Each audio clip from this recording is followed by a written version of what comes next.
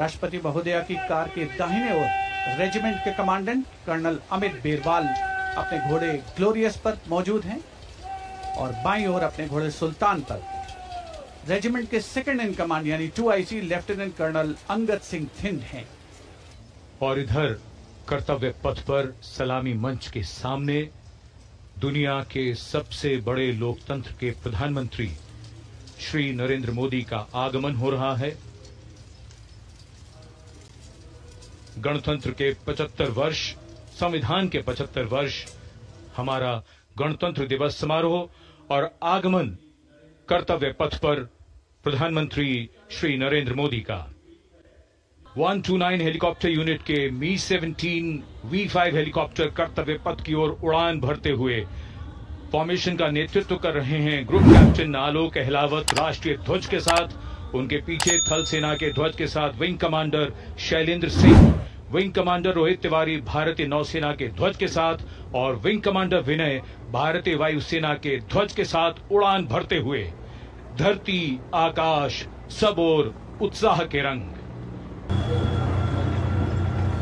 And behind the clip-clop of the hoofs, we have the rumble of the tanks.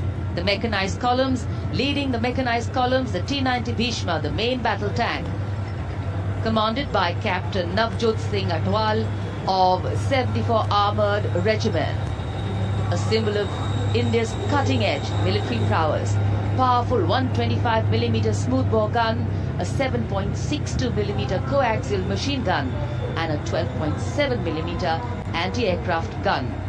The tank can engage targets at a range of 5 kilometers even during the night and can also operate underwater. The regiment's motto, Vijay या वीरगति। कर्तव्य पथ पर भारत की उन्नत सामरिक शक्ति का प्रदर्शन, इसकी श्रृंखला में सलामी मंच के सामने आगे बढ़ रही है भारत की सामरिक शक्ति के प्रतीक नेमिस एंड बॉलवे मशीन पिकेट BM-2 की टुकड़ी 17वीं बटालियन से। इसकी कमान लेफ्टिनेंट ऋतिक चौधरी के हाथों में है। सामरिक शक्ति के प्रतीक यंत्र सलामी मंच पर भारत की उन्नत सामरिक शक्ति की श्रृंखला में आगे बढ़ रही है। इस समय मैकेनाइज्ड कॉलम्स के क्रम में कैप्टन सूरज सिंह के नेतृत्व में 344 मिसाइल रेजिमेंट से ब्रह्मोस की विशिष्ट टुकड़ी। ब्रह्मोस एक सुपरसोनिक क्रूज मिसाइल है, 400 मीटर की प्रभावशाली रेंज के लिए प्रसिद्ध है। अद्वितीय सटीकता, विनाशकारी प्रभाव और दुश्मन के इलाके के अंदर तक हमला करने की उल्लेखनीय क्षमता। 344 मिसाइल रेजिमेंट का आदर्श वाक्य सबसे आगे, सबसे तेज। ब्रह्मोस के ठीक पीछे लेफ्टिनेंट तुषार तोमर के नेतृत्व में 301 रॉकेट रेजिमेंट पिनाका से Pinaka multi locket launching system की टुकड़ी आगे बढ़ रही है। स्वदेशी रूप से विकसित है। भगवान शिव के पौराणिक धनुष के नाम पर पिनाका अपार विनाशकारी शक्ति और लंबी दूरी की सटीकता का उदाहरण उसका परिचायक।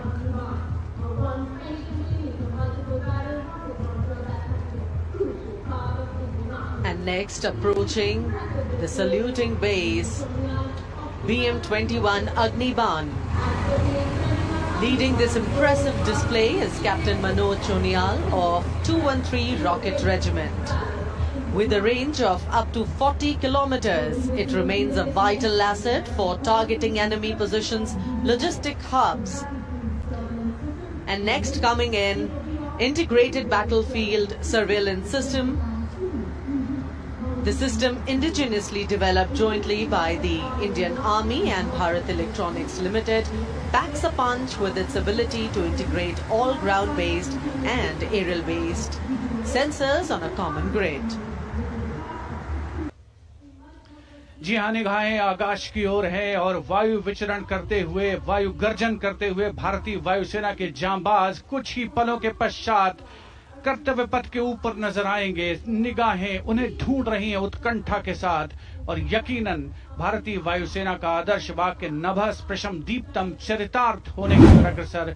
सबसे पहले हम देखेंगे अजय फॉर्मेशन को, जिसमें 3 अपाचे हेलीकॉप्टर विंग फॉर्मेशन में, विक्ट्री फॉर्मेशन में नजर आएंगे। उपस्थित जनसमूह रोमांचित है, आह्लादित है, उत्कंठा के साथ प्रतीक्षा।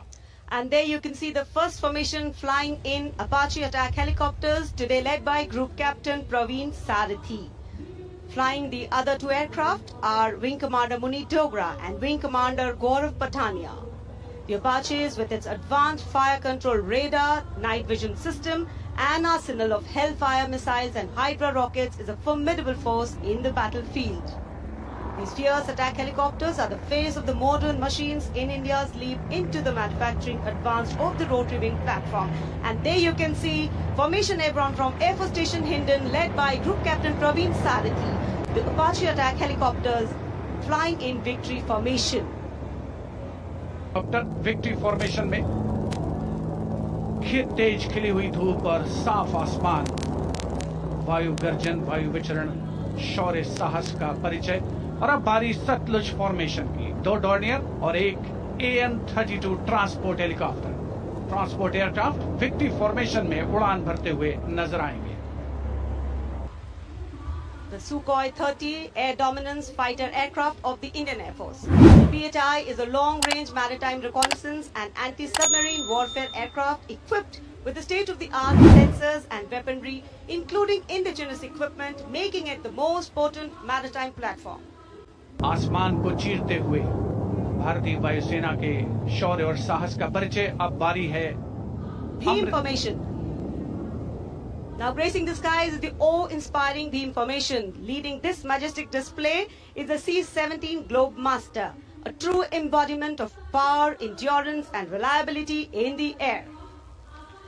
बीम फॉर्मेशन में एक C-17 और 2 Su-30 विमान एशॉन स्टीमिंग फ्यूल में विक्ट्री फॉर्मेशन बनाते हुए दिख रहे हैं। ग्रुप कैप्टन समीप तेजावन के नेतृत्व में, साथ में है ग्रुप कैप्टन ध्रुव कुमार और commander Sudeep P. Heavy transport aircraft C-17 taken off today from Air Force Station Hindon, while the Sukhois got airborne from Jodhpur. Formation flying at a speed of 555 kilometers. Led by Group Captain Sameep Nithawan, mentioned in dispatches. Sukhois flown by Group Captain Dhruv Kumar, Vayusena Medal and Wing Commander Sudeep P.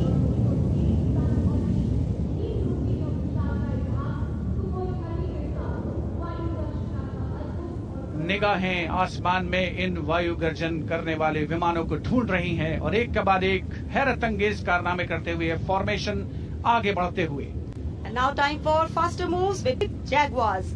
Jaguar, a versatile twin-engine strike aircraft known for its robust design and adaptability, capable of performing in challenging environment and thus a valuable asset for close air support, precision strikes and reconnaissance missions. And there you can see 5 Jaguars in arrow formation, formation led by Group Captain Akash Chechi. The other members of the formation, Wing Commander Ujjwal K. Mishra, Wing Commander Bharat Singh, Squadron Leader A.K. Jha and Squadron Leader Aditya Jamdagni. Amrit formation 5 Jaguar विमान, भारत की सुदृढ़ वायु शक्ति का प्रदर्शन। Squadron का मोटो शक्ति विजयते, आदर्श वाक्य। फॉर्मेशन का नाम अमृत काल, भारत का विजन 2047 से गुजर and flying at the speed of 750 kilometers per hour. Today led by Group Captain Akash Chechi.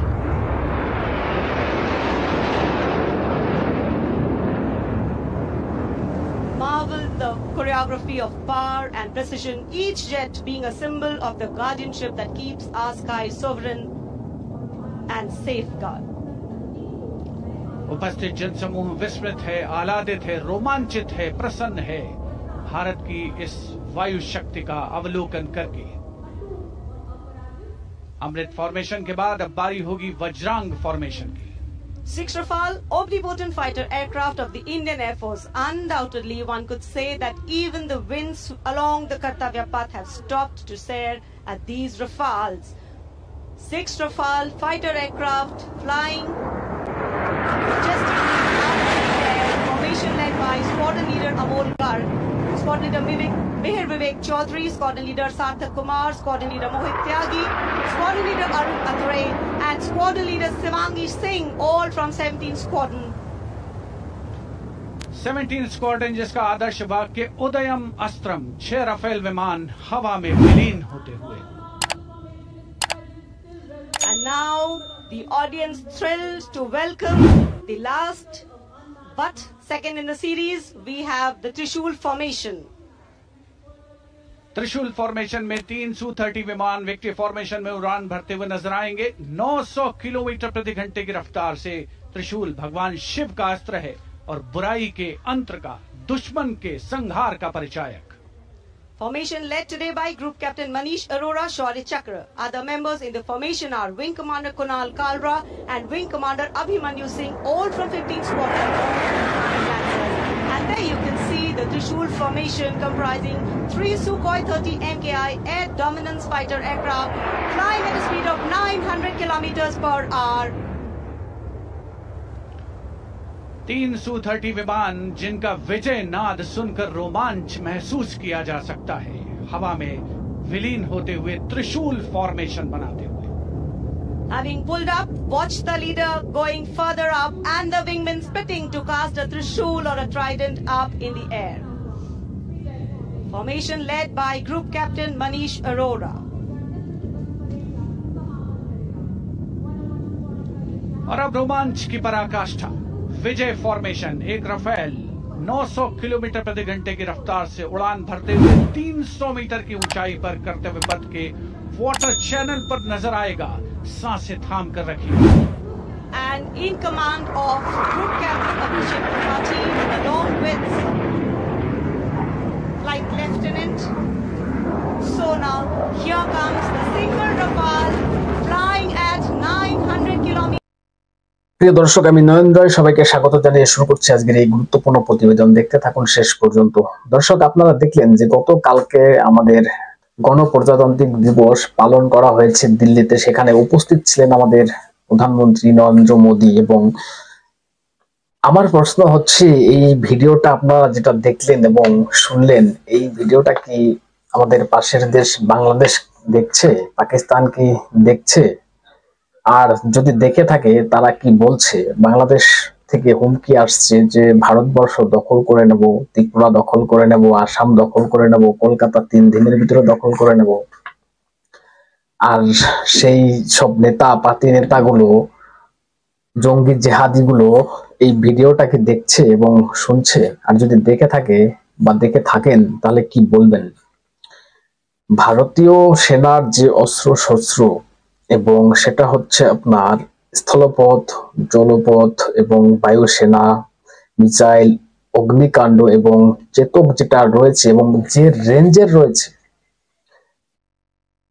যেগুলো আছে এবং সেইগুলো যে রেঞ্জের আছে, এটা যদি একটা মাত্র পড়ে যায় বাংলাদেশের উপর, কি হবে তাহলে?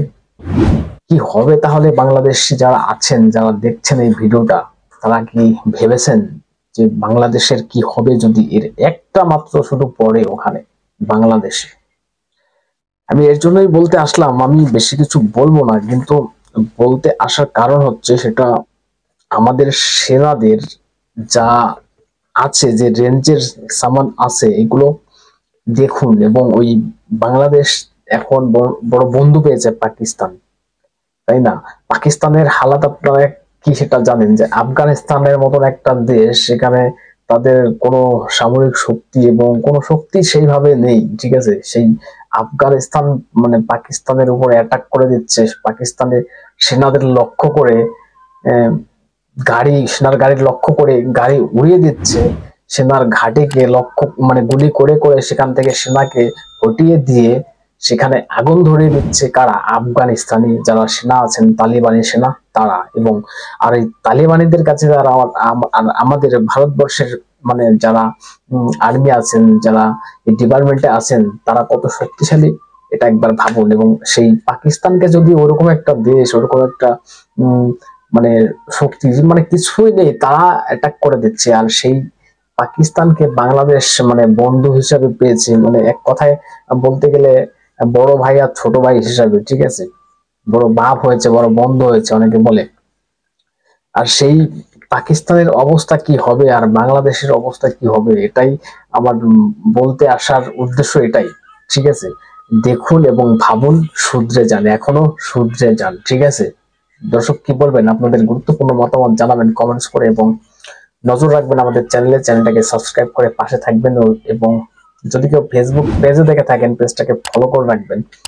ধন্যবাদ সবাইকে, দেখা হচ্ছে নেক্সট কোনো ভিডিওতে। ততক্ষণ সুস্থ থাকুন, ভালো থাকুন।